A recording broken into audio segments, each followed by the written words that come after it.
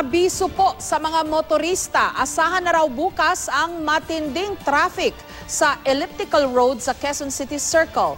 Bunso dito ng paghuhukay para sa bagong drainage project at upgrade sa mga linya ng telepono. May report si Chino Gaston. Sa panulukan ng Quezon Avenue at Elliptical Road, nakamarka na ang lugar na paghuhukayan para sa drainage improvement at upgrade ng mga linya ng PLDT. Dito durugtong ang huling bahagi ng drainage pipe papalabas ng Quezon Avenue line. Dito rin nakabaon ang mga linya ng PLDT. Dahil inaasahan ng matinding traffic, naglabas na ng abiso ang lokal na pamahalaan sa mga motorista.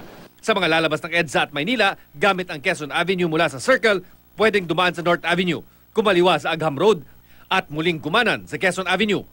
May panukalang tanggalin ang U-turn slot sa dulo ng Quezon Avenue para sa mga papunta sa Agham para hindi makadagdag sa traffic. Simula bukas, 100 traffic enforcers ang itatalaga sa Quezon Circle.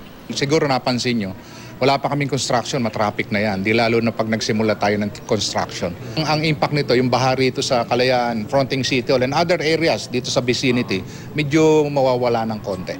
Sabi ng PLDT, aabutin ng 21 araw ang construction. Tatamaan daw ng ilalagay na drainage pipe ang mga linya ng telepono at fiber optic cables ng PLDT, kaya dapat itong iurong. Kung magkakaaberya, baka hindi lang traffic ang maging resulta. Interruption normally comes from if the cable is actually cut.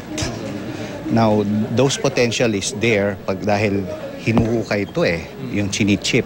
3 buwan nang nakakasa ang planong drainage improvement ng Quezon City at itinaon daw ito sa semestral break ng mga eskwelahan para mas kaunti ang sasakyan sa lansangan.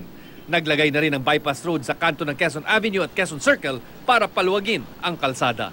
Inaasahang magiging imbudo ng mga sasakyan ng panulukan ng Quezon Avenue at Elliptical Road simula bukas kung kailan sisimulan din ang construction project dito. Kung kaya't nagpasya na ang Quezon City Government na maglagay ng mga access road o bypass road gaya nito mula sa Elliptical Road papuntang Quezon Avenue para kahit na papano'y maiibsan ang matinding epekto ng traffic lalong-lalo na tuwing rush hour.